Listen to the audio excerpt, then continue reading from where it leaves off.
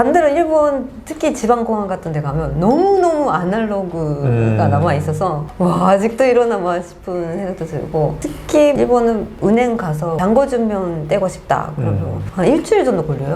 뭐에 일주일이 걸리는지 하나도 모르겠지만 되게 사람들이 부동산 얘기를 많이 한다는 거예요. 와 진짜 저는 일본에 있을 때 부동산 얘기를 친구들이랑 해본 적 거의 없거든요. 그냥 자기가 사는데 왜 관심 가질 이유가 없어요 일본은. 부모님이 부자면 부자, 그쵸. 네, 그런 개념이 일본에서 별로 못 들었거든요. 일본은 약간 제 느낌은 중간이 많아요. 제가 진짜 한국이 발달돼 있다고 느끼는 것 중 하나가 그래요? 질기사적인 일본 책 작가인 나리카 아야 작가님 모셨습니다. 네, 부탁드리겠습니다. 네. 조금 재미난 주제를 가져왔는데 한국이 선진국일까 일본이 선진국일까? 사실은 한 2년 전쯤에 그런 제목으로 책을 쓰지 않겠냐고 한국 출판사에서 제의가 있긴 있었어요. 안 썼지만. 네, 안 쓴 이유는 조금 논란이 될까봐. 그렇죠. 그러니까 어느 쪽이 선진국이라고 해도 둘 다 기분이 안 좋을 수 있잖아요. 근데 그 정도로 역전하고 있는 것 같긴 해요. 한 10년 전까지만 해도 일본이 선진국이다 였던 것 같고, 최근에는 거의 뭐 한국이 더 선진국인가? 라고 생각하는 사람이 많은 것 같고. 그 정도로요? 일본에서도요?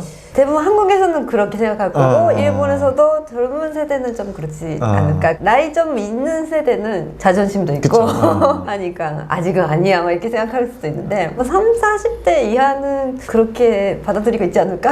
왜냐면은 이 한국 대 일본 누가 더 선진국일까 이 주제로 댓글로 엄청나게 무슨 한국을 일본에다가 갖다 대냐고, 그러다가 어디 세상 사람이세요? 막 이렇게 그래서 엄청 막 이렇게 하더라고요. 아 진짜요? 네, 작가님이 봤을 때 한국이 좀 더 선진국스러워 보였던 포인트 이런 게 좀 있었을까요? 좀 궁금하네요. 뭐 일단 빨리빨리 바뀌잖아요. 공안도 계속 좋아지잖아요. 한국은 자동화도 그렇고 계속 업데이트되는 느낌이라서, 반대로 일본 특히 지방공항 같은 데 가면 너무너무 아날로그가 남아있어서 와 아직도 이러나마 싶은 생각도 들고, 특히 일본은 은행 가서 잔고주면 떼고 싶다 그러면 한 일주일 정도 걸려요. 뭐에 일주일이 걸리는지 하나도 모르겠지만 그건 좀 그런데요. 잔고는 지금 볼 수 있는 건데, 그쵸? 한국에서 모바일로. 진짜 몇 초 만에 나와요. 네. 저는 비자 관련돼서나 뭐 그런 것들을 제출해야 되는 일이 많아서 학교 성적 증명서, 졸업 증명서 막 그런 것들 한국에서는 바로 나오잖아요. 바로. 일본은 진짜 일주일 이상 걸려요. 모든 게 우편으로 신청해야 되고 우편으로 받아야 되고, 지금까지도 그렇고 한국은 대부분 그런 것들이 다 바로바로 되고 바로바로 안 되면 또 누군가가 그거를 얘기를 하잖아요. 그러니까 일본 사람들은 참을성이 있는 건지 안 바뀌어요. 아마 우리나라였으면 그 페인 포인트를 찾아내서 스타트업이 뭔가 다 개선하려고 하거나 그랬을 것 같아요. 제가 진짜 한국이 발달돼 있다고 느끼는 것 중 하나가 앱이에요. 앱.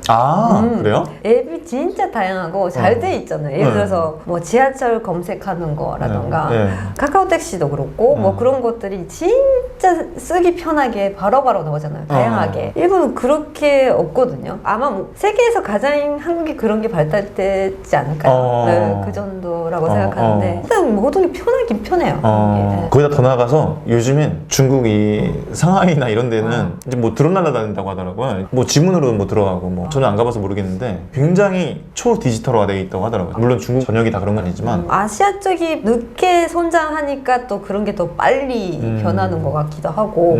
빨리빨리 바뀐다고 하셨는데 그럼 뭐 약간 트렌드도 그렇고 한국이 더 빠르게 간다고 느껴지시나요? 한 10년 전까지만 해도 일본에서 뭔가 유행하면 다음에 한국에서 유행한다 막 이런 느낌이 있었거든요. 좀 후행이 있었네요. 네, 그래서 뭐 일본에서 유행하는 것들을 보면 한국이 뭐 어떻게 될지 좀 예상 가능 그런 게 있었는데 요즘은 좀 반대인 것 같아요. MBTI도 한국에서 먼저 유행했잖아요. 그게 한 2, 3년 걸리면서 일본 젊은 세대에 퍼졌거든요. 지금 막 유행이에요 진짜. 그럼 문화적으로 한국이 더 빠르다고도 볼 수 있겠네요. 그러면. 네, 그렇게 됐어요. K-pop 아이돌들이 하는 것들을 따라하는 그런 식으로 유행하는 것 같기도 하고, 최근에 헤이세이 레트로 붐이라고 하거든요. 저는 거의 인생의 대부분 헤이세이 시대를 살아온 사람이지만 근데 이제는 헤이세이가 그리운 시대인 거죠 일본에서는. 그러니까 헤이세이에 유행했던 것들이 다시 유행하고, 근데 그게 어디서 왔냐 했더니 한국에서 뉴트로 붐 있잖아요. 네, 그렇죠. 거기서 온 거 아니냐라는 의견도 있더라고요. 이제는 한국에서 유행한 것들이 다음에 한 2, 3년 지나서 일본에서 유행하는 것도 있고 그렇게 많이 바뀐 것 같아요. 확실히 기술이나 문화는 조금 더 한국이 빠르다라고도 볼 수도 있겠네요. 그러면. 그렇죠. 교통카드도 그랬어요. 제가 한국에 유학하면서 와 이거 진짜 편하다. 버스도 되고 자전거 되고 일본은 늦게 시작했죠. 그럼 반면에 일본이 그래도 조금 아직은 선진국이다라고 볼 만한 그런 포인트가 좀 있을까요? 선진국인지는 잘 모르겠지만 일본이 진짜 화장실이 깨끗하기도 깨끗하고 예를 들어서 들어가면 뚜껑이 열리고 막 이렇게 되게 잘 돼 있어요. 그 화장실 자체가. 한국은 일본만큼 지하철 화장실이 이렇게 깨끗하진 않나 보네요. 네, 화장실은 확실히 그래요. 화장실이 일본이 1등이라고 합니다. 그건 진짜 세계 1등인 것 같아요. 네. 그렇게까지 할 필요는 없다고 생각하지만 엄청 잘 돼 있어요. 그리고 매너가 예를 들어서 일본이 약간 운전하면서도 양보하는 문화가 있거든요. 네, 그래서 그렇게까지 일본에서 운전하면서 스트레스 받는 일이 많이 없는데 한국에서는 뭔가 양보하면 언제까지나 못 가는 그러니까 운전하면서 스트레스 받는 거는 이제 한국이 훨씬 한국은 좀 스트레스 받으세요? 네네. 특히 제가 작은 차 타서 그렇대요. 좀 큰 차 타면 그런 일이 별로 없는데 이것도 맞는 포인트인 게 옛날에 EBS에선가 좀 실험한 것 같아요. 작은 차를 앞에 두고 파란불 될 때 안 가보면은 바로바로 빵빵하는데 정말 좋은 차 앞에 있으면 몇 초간 계속 기다려준다고 하더라고요. 빵빵 안 하고. 이런 것도 좀 어떻게 보면 연관이 있을 수 있겠네요. 있을 거거든요. 왜냐면 제가 처음 그 한국에서 탔던 차는 좀 더 컸었거든요. 근데 모닝 바꾼 순간부터 끼어드는 것도 되게 힘들고 무시당하는구나 라는 느낌 좀 약간 이렇게 좀 속된 표현을 써도 되나 모르겠지만 약간 강한 자한테 약하고 약한 자한테 강하다라고 약간 좀 그런 게 있긴 있죠. 왜냐면 한국 친구들이 일본 여행 가서 그런 게 인상 깊었다고 얘기해요. 운전하면서 되게 양보를 많이 해준다. 줄 서서 뭐 기다리고 막 그런 것들이 일본은 좀 매너가 있는 편이죠. 네. 친절하다고도 볼 수 있나요? 친절한 것도 친절하죠. 근데 좀 반대도 얘기를 많이 하더라고요. 그러니까 한국에 여행 온 일본 친구들이 길거리에서 막 헤매고 있거나 막 그러면 여기는 어디라고 막 얘기해주고 뭐 데려다 줄 때도 있고 생각보다 한국에 여행 와서 한국 사람 되게 친절하다라고 얘기하는 사람도 꽤 많아요. 저는 그걸 좀 일본에서 많이 느꼈어요. 일본에서 제가 길 못 찾고 있었는데 어떤 분이 오셔서 자기도 모르나 봐요. 그때 어디 갑자기 쌩 가시더라고요. 가셨나 보다 했는데 1, 2분 뒤에 막 쫓아와서 저기라고 확인하러 갔었구나. 대단하다 이거는. 그리고 뭐 또 지하철 이런 데서 스미마생 저는 그렇게 세게 안 부딪혔다고 생각했는데 스미마생 이렇게 스미마생 진짜 많이 해요. 한국은 좀 정이라고 하면은 일본은 조금 배려. 맞아요. 일본이 좀 더 선진국이라고 느끼는 포인트는 약간 좀 시민의식, 매너. 그거 말고 또 있을까요? 그러면 한국이 좀 더 선진국이라고 얘기할 수 있는 건지 모르겠지만 일본은 뭔가 탄탄하긴 하죠. 예를 들어서 노벨상 많이 받는 것도 기초적인 거를 진짜 중요시 하잖아요. 기초에 대한 투자가. 중소기업이 탄탄해요, 일본. 그래요? 네, 그래요. 세계적으로 봐도 일본은 진짜 오래된 기업이 많거든요. 우리나라는 좀 대기업 위주의 성장이었다면 일본은 그래도 탄탄한 중견기업이 되게 많다는 말씀이시죠? 맞아요.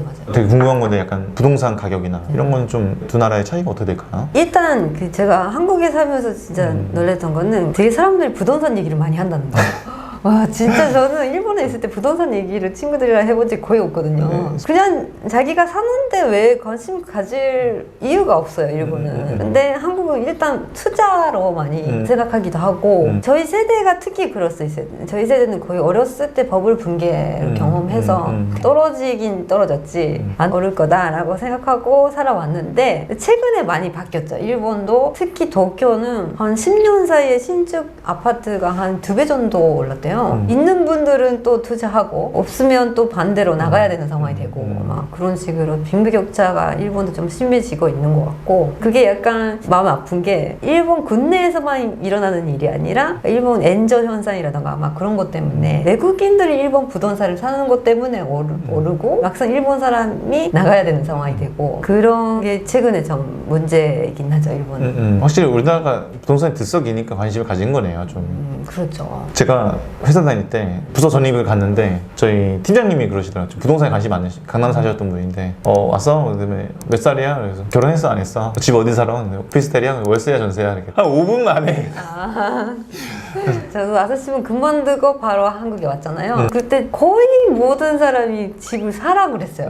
퇴직금이 있으니까 퇴직금을 집을 사라고 아니면 전세 막 이렇게 얘기를 했는데 일단 일본에 전세라는 게 없고 너무 무서운 거죠. 큰 돈을 이렇게 하는 거. 그래서 그래서 반전세로 처음에 살았는데 진짜 주변에서 그런 얘기들을 많이 하더라고요. 돈이 있으면 투자하라고. 오를 거니까. 빈부격차는 뭐 비슷하게 당연히 잘 사는 사람 잘 사고 그러겠네요. 그런데 금수저, 흙수저 막 그런 얘기들을 많이 하잖아요. 그래서 뭐 건물주라는 말도 있고 부모님이 부자면 부자. 그쵸. 네, 그런 개념이 일본에서 별로 못 들었거든요. 일본은 약간 제 느낌은 중간이 많아요. 엄청 부자도 아니고 가난하지도 않고 중산층이 대부분이 속하는 느낌이 있고 뭐 최근에 좀 벌어지긴 했어도 대부분 자기는 중산층이다라고 생각하고 사는 것 같아요. 이건 진짜 궁금한 건데 교육열 차이는 어떤가요? 한국이 훨씬 교육열이 뜨겁다?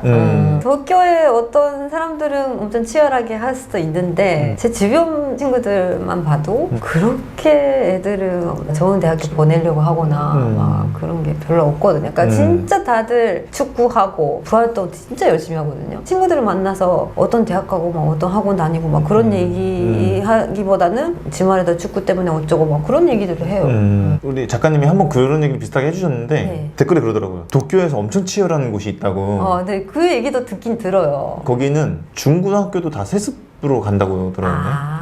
계열을 얘기하는 것 같아요. 한국 분들이 진짜 많이 얘기를 하는데 그러니까 일본에서 에스컬레이터식이라고 하거든요. 맞아. 되게 어렸을 때부터 들어가면 거의 에스컬레이터처럼 계속 대학교까지 간다 그 얘기인데 그거를 한국 분들이 어떻게 그렇게 불공평한 거를 사람들이 그냥 있냐고 막 한국 같으면 절대 그렇게 연연 못한다 막 이런 식으로 저는 솔직히 뭐가 불공평한지를 잘 모르겠어요. 그러니까 일본 사람들이 대부분 그렇게 생각할 거예요. 그냥 돈이 있어서 좋은 대학교 보내고 싶어서 어렸을 때부터 좀 들어가게 했다? 개요 유치원 초, 중, 고 대학까지 한 번 들어가면 쭉 가는 건가요? 그게 뭐 불공평한 거예요. 그냥 그렇게 하고 싶으면 하는 거지.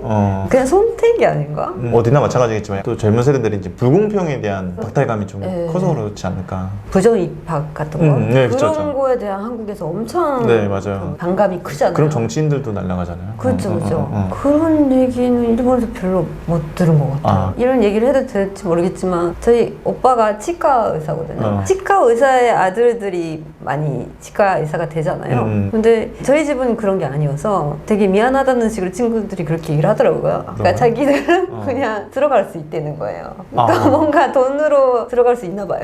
우리나라에서 난리 나겠는데 우리나라는 치과 의사 연봉이 엄청 높기 때문에 어차피 마지막에 글과 시험이 있긴 있지만 대부분 의과 대학교 들어가면 합격하잖아요. 그렇죠. 오빠한테 직접 들으니까 그런 게 있긴 있는 것 같아요. 이렇게 직업에 세습이 있을 수 있다는. 네네네. 근데 이런 얘기 하면은 알아서 댓글로 자료조사를 다 해주더라고요. 똑똑한 분들이 워낙 많아서 특히 우리 작가님 모시면 항상 댓글에 전문가들이 많이 나와요. 진짜 궁금한 거예요. 한국과 일본의 2030 세대들의 인생에 대한 만족도는 어디가 더 높을지. 일본은 소확행이라고 하잖아요. 그러니까 뭐 한국에서도 그런 말을 쓰지만 자기 능력으로 이 정도만 하면 만족하다라고 기대치가 낮은 것 같거든요. 기대치가 낮으니까 그 만족도가 높은 거죠. 근데 한국 분들은 대부분 젊은 사람도 포함해서 목표가 높고 그러니까 목표에 다 못 미치는 거죠. 그래서 다 불만인 거 같고 약간 그렇게 보이긴 해요. 그러니까. 제가 찔린다. 저는 진짜 그런 부분에서는 엄청 만족도가 높은 사람이거든요. 한국 친구들 사이에서 그런 얘기를 했었어요. 그러니까 만족도가 어느 정도냐, 막 95% 정도, 막 그러니까 다들 한 60%도 안 되나 봐요. 제가 너무 잘 사는 것도 아니고 제가 원하는 대로 살고 있다라는 게 되게 만족도가 높은 건데 그게 좀 다른 것 같긴 해요. 네. 저도 운 좋게 이제 대기업에 들어가서 생활했지만 대기업이면 좋아야 되는데 제 스스로 뭔가 내가 행복하지 않은데라는 생각을 했었거든요. 일이 덜 맞다고 느껴져서 지금에서야 저는 제 인생을 살고 있다고 생각하거든요. 누가 좋다는 길을 따르지 않고 저만의 인생을 살고 있는데 그래서 어느 정도 좀 되게 좀 공감이 가는 것 같아요. 이거는 개인적인 성격일 수도 있는데 제가 아사히신문에 있을 때 진짜 스스로 이렇게 많이 받는 건 너무 부담스럽다 했어요. 많이 주다보네요. 제가 입사했을 당시에 연봉이 800만 엔 넘었었어요. 엄청 높네요. 모든 시간을 회사에 바쳐야 그 정도라고 스스로 그렇게 생각한 것 같아요. 너무 내가 없어지는 것 같고 그러니까 쉬는 날에도 뭔가 일을 해야 될 것 같고 그게 되게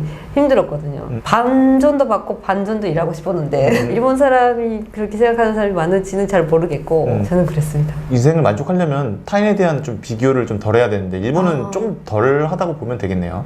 그쵸. 집에서 그렇게 배우지 않았어요? 그러니까, 집에서는 공부 열심히 하라고 저희 집만 그런 게 아니라 일본은 그렇게 많이 얘기를 할 것 같던데 누구누구 집에서는 이렇다 누구누구는 그렇다 막 이렇게 집에서 얘기를 하면 누구누구는 누구고 너는 너다 막 이런 식으로 얘기를 해요. 그러니까 비교하지 말라고 교육받아요. 약간 한국은 뭐든 이겨야 한다 막 이렇게 배우는 것 같은데 한국에서 제가 잘한 건 아니지만 기본적으로 그렇게까지 비교를 안 한 것 같아요. 좀 교육도 어느 정도 있겠구나. 근데 SNS 발달도 좀 한몫한다고 생각하거든요. 인스타와 유튜브를 열면은 성공하는 사람들, 돈 잘 버는 사람들, 나 이런 사람들의 이야기가 어쩔 수 없이 딱 뜨면 보이니까. 그래서 일본도 요즘 대학생들한테 들으면 그렇대요. SNS 이거는. 때문에 많이 비교를 한다고. 네. 스마트폰이라는 존재가 진짜 많이 좀 변화를 준 것 같긴 해요. 저희 세대랑 어린 세대랑 전혀 다른 것 같긴 해요. 일본 분들은 원래 덜 하는데 요즘 대학생들은 SNS가 발달해서 또 그런 감정이 든다는 거 보면 환경적인 측면이 강하기도 한 거네요. 한국이 선진국인가 일본이 선진국인가 근데 결론은 여러분들이 내주시면 좋을 것 같고 오늘 어떠셨나요? 오늘 오시니까 약간 어른들은 경제적인 콤플렉스가 있었는데 요즘 젊은 세대는 아예 없나 보다 이런 얘기를 많이 들었거든요. 어렸을 때부터 그렇게까지 일본이 선진국이 아니었던 거죠. 젊은 세대한테는 이제 좀 서로 비슷해져서 이제 좀 편하게 볼 수 있는 나라끼리 되지 않았나? 라는 생각을 하고 있어요. 왜냐면 지금 또 다케시마의 날 그 총리분이 한국 자극하지 말라 그래서 댓글이 또 그런 게 있더라고요. 나라가 강해야 이런 일이 있다고.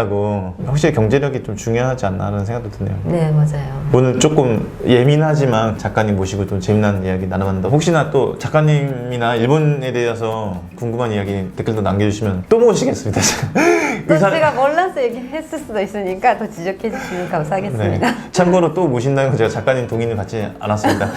귀한 시간 내주셔서 너무 감사합니다. 네, 감사합니다. 네.